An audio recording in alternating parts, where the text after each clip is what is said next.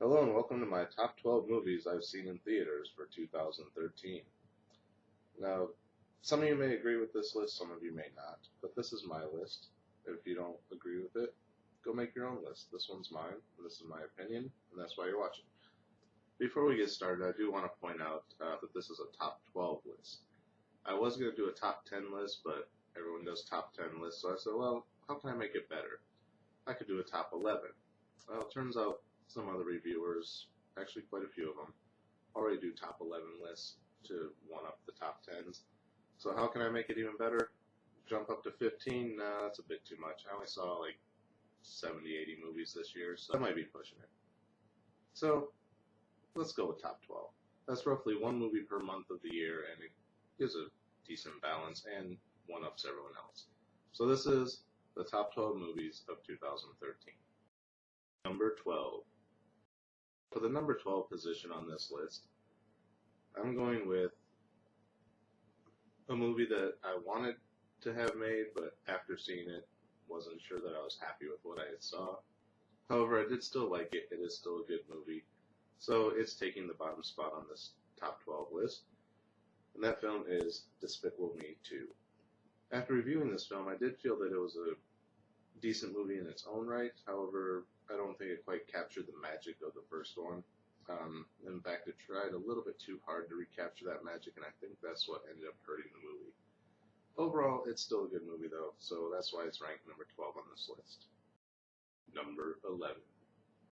So number 11 on this list is a movie that actually reminded me of a movie that I meant to watch a long time ago, and then kind of forgot existed.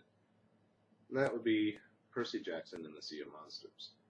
A few years ago when Percy Jackson, the Lightning Thief, came out, it seemed like an interesting movie. I'm into Greek mythology and things of that nature, action, adventure, comic book stuff. Obviously, if you've been watching these videos, you know that. So when Percy Jackson, the Lightning Thief came out, I intended to watch it, but at the time I didn't go see movies in the cinema, so I waited for it to come out on DVD.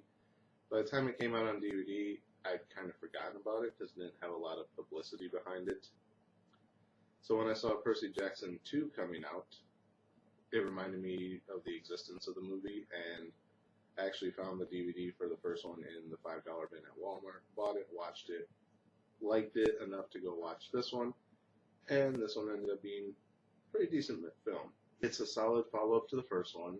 It expands the characters a lot more. Goes a little bit more in depth into the story, and that's why it's ranked number 11 on this list. Number 10. For number 10 on this list, I again went with a sequel. This time to a franchise, again, that even though I'm a fan of comic books, I wasn't really familiar with this series, didn't really follow it that well. But I enjoyed the first one enough to give the second one a try, and it turned out to be a fairly decent movie. That movie would be Red 2. The first Red, which, again, I didn't watch in theaters. I waited till it came out on DVD, bought it, watched it, liked it, went to see the second one when I heard it was coming out. Again, it's one of those issues of a sequel being okay in its own right, but not really being a great sequel to the film that is following up. The first Red was its own thing. This Red, although a good movie, kind of missed the mark on being a follow-up to the first one, but in its own right, as a standalone movie, it was awesome. The character dynamics, the way they all played off each other was great. Introducing a few new characters, the twist ending, definitely makes it worth watching, and that's why it's number 10 on this list. Number 9. So the movie I chose for the 9th position on this list may not have actually been a movie of 2013, and I'm going to explain why it's still on this list. When gathering up the screenshots for the movie posters that you're seeing in this list, I noticed it said it came out around Christmas of 2012. However, I didn't start working for the theater till almost the end of January, and we didn't get this film until shortly after I started working there. Our theater tended to get things a month or so after they came out, unless it was a big budget Hollywood film. So I didn't actually see this film until the beginning of February. And since this list is movies I saw in the theater in 2013 and not necessarily movies that came out in 2013, that's why it still holds the number 9 position on this list. And that film would be Django Unchained. As I stated in the review, I'm not the hugest Quentin Tarantino film. It's kind of hit and miss on which of his films I like and dislike. I talk about that more in the review, so if you haven't seen it, go watch it. This one was one of the ones that I liked. A lot of action, a lot of blood and gore if you're into that.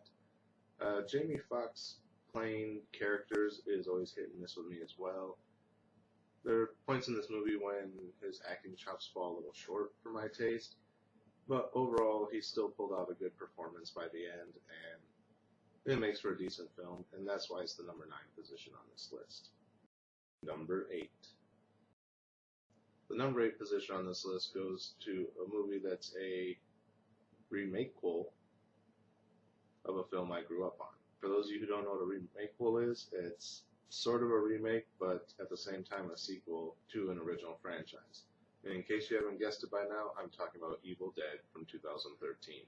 Now, although the first Evil Dead, Evil Dead 2, and Army of Darkness are classic cult films, there's really no way to remake the magic that was those films.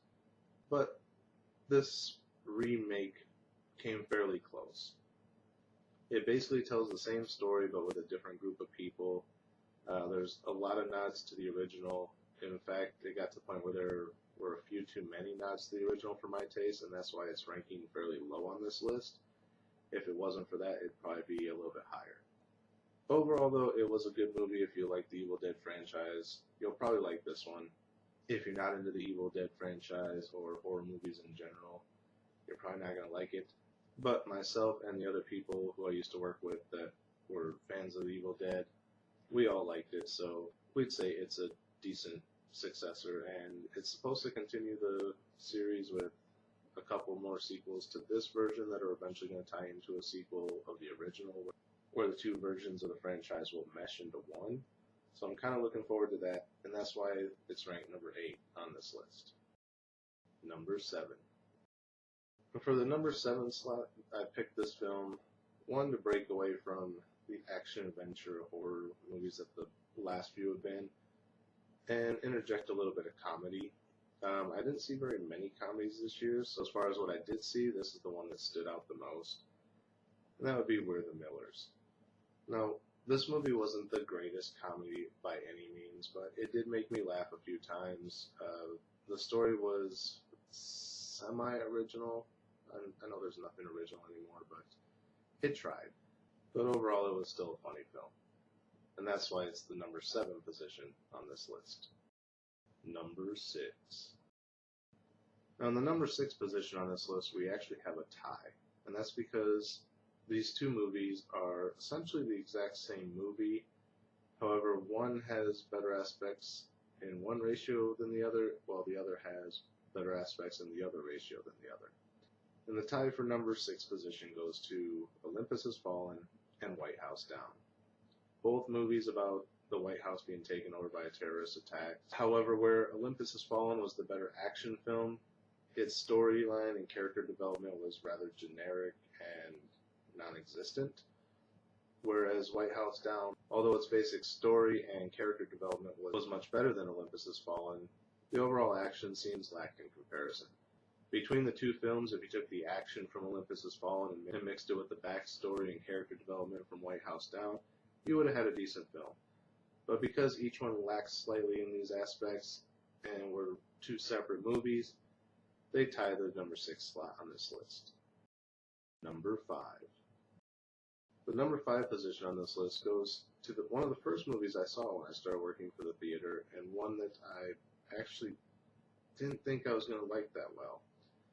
And that movie would be Hansel and Gretel, Witch Hunters. Now, the reason I didn't like this, as I explained in the review, is we've had a bit of a grading curve when it comes to these olden tales retold for a modern action-adventure time.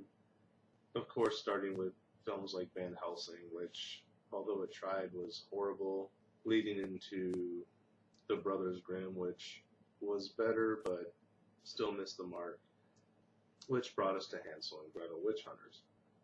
So I wasn't sure which way this movie was going to go, if it was going to end up being Van Helsing all over again, or if it was going to end up being The Brothers Grimm, where it was tolerable, but could have been better, or if it was going to be its own thing and be amazingly magical. And surprisingly, it ended up being pretty good. Of course, it does have its flaws. It varies from the story slightly, but at the same time, it expands on other parts of the story as far as why something's happening, as opposed to just accepting the fact that it's happening. The action scenes were good. The character development was decent. Overall, it made it a solid film. I ended up liking it a lot better than I thought I was going to, considering it was one of the first movies I saw of the year, and that's why it's ranked number 5 on this list. Number 4. We're into the top 4 now, so of course this is most likely going to fall into the big blockbuster films of the year, although maybe not. I might have some surprises for you. It might be one of the little lesser known films that ended up being one of my tops. Let's see how this goes. And the number 4 slot goes to Man of Steel. Now, although there were problems with this film, it didn't directly compare to the comic books. They took liberties with the characterization of Superman, having him do things that in the comics he strives to avoid doing. Overall, as a standalone piece, if you forget the fact that it was a Superman film, it's still an amazing film. As I said in the review, one thing I do like about the Superman franchise is a lot of them lately have been going into who exactly his father Jor-El was. In most instances, you just see him shipping his son off to a different planet and that's it. But this actually shows a little bit more of who he was, that he was a soldier, that he was a fighter. He could handle his own, even without superpowers. He still took on enemies. Really, I would have been fine if Man of Steel was a 2-hour, 3-hour film of just Jor-El's story leading up to him launching his son to Earth, and then that was the ending credits, and we had to wait till Man of Steel 2 to actually see this film. It would have been fine with me. So that's one reason it ranks so highly on this list. Another, it's just an overall amazing action film. There's stuff flying everywhere. It takes me back to the earlier days of high-budget explosion films like Terminator 2 and whatnot, where you could just sit back, relax, and watch things explode and buildings fall down and just be engulfed by it. So I know a lot of movies do that nowadays, and it gets a little over the top and boring, and I've seen it before, it's too much, it's, whatever. But this one somehow did it right. So I give it credit for that, and that's why it's the number 4 slot on this list. Number 3. The number 3 position on this list, again, goes to one of the predicted Hollywood big budget films, one that I was looking forward to, and a sequel that, after the reception the first one got, I wasn't sure how well this one would do. It ended up being and doing a lot better than I expected it to. And that film would be Star Trek Into Darkness. Now, when the original Star Trek reboot came out a couple years ago, everyone had some kind of issues with it. Either you liked it, you hated it, and if you hated it, it was for certain reasons that were actually the reasons that made the ones who liked it like it. Was it without flaws? No. There were parts of it I didn't like. Was it a perfect film? No, I just said there were parts of it I didn't like. So when the sequel came out, I was expecting more of the same, and although it was more of the same, they seem to have patched up most of the holes they had. The only thing that really faults this film is the predictability of it. Being Star Trek 2, I already knew what the twist was going to be. It was kind of obvious, even back when I saw the first preview for this one. However, it was still an amazing action film. It was a solid sequel to the first one, which, in my opinion, was a solid revamp of the original series, despite all the other problems people had with it. And that's why it holds the number 3 position on this list. Number 2. The number 2 position on this list goes to a film that's not necessarily one of the high-dollar, high-budget Hollywood blockbusters of the year, and yet somehow I ended up liking it better than Man of Steel and Star Trek Into Darkness. And the movie in the number 2 position is Pain and Gain. Now, when I first saw the previews for Pain and Gain, I did not think I was going to like this movie. I wasn't originally even going to see it. I saw it just because at the time working at the theater, I'd seen everything else that we had to offer, and I said, what the hell, I'll watch it. I'm just trying to kill 2 hours. Let's go see what this is about. I knew it was loosely based on a true story, but not knowing any of the history of the story, not taking the time to look any of it up, I thought it was just going to be a 2-hour movie of guys working out. So, as you can imagine, I wasn't really that interested in it. But I went and saw it anyway, and it ended up being one of the funniest things I've ever seen, which is sad considering it's based on true events. When you hear the character explaining why he's doing everything in the beginning of the film, you can kind of look at it and be like, well, it's a little misguided, but I can understand where he's coming from. And then as the movie goes on and you see that these guys are complete idiots, and the fact that they were able to pull this off is amazing. And the fact that at one point the movie has to break from the comedy to remind you that this is still based on true events and this stuff actually happened. It's not just genius writing. It just makes for an amazing film. And overall, it's just a good time. And that's why it has the number 2 position on this list. Number 1. It's that time, people. We finally made it from number 12 all the way up to number 1. And what movie's at the top of my list? Well, turns out it's a tie. Although I'm not sure if I should call this a tie because one's actually the sequel to the other. So I'm not sure if I should consider that 2 separate movies or just one really big movie that takes the position number 1. And in case you haven't figured it out already, the number 1 position is The Hobbit and The Hobbit 2, Desolation of Smaug. Now again, I'd like to know, just like in Django Unchained, when I was pulling up the images for this top 12 list, I did notice that it said the original Hobbit came out December of 2012. However, as I said earlier, my theater got things kind of late, and we got The Hobbit sometime in January, and I didn't end up seeing it until almost the end of February. And so, since this is the top 12 movies that I saw in theaters in 2013, The Hobbit still falls onto this list. And since I like the first Hobbit just as much as I like the second Hobbit, and they were both the top movie that I've seen this year, they tie for the number 1 position. And if I have to explain why, well, maybe you should go watch the movies. Anyway, that's it for the top 12 movies I've seen in theaters for 2013. Look forward to a lot of movies coming out in 2014, although now that I don't work at the theater anymore, I'm not sure how many I'm going to get around to seeing, but I am going to try and see as many as I can depending on my financial situation. Be on the lookout for those reviews as well as another top 12 list at the end of next year. Until then, as always, thanks for watching, and we'll see you next year.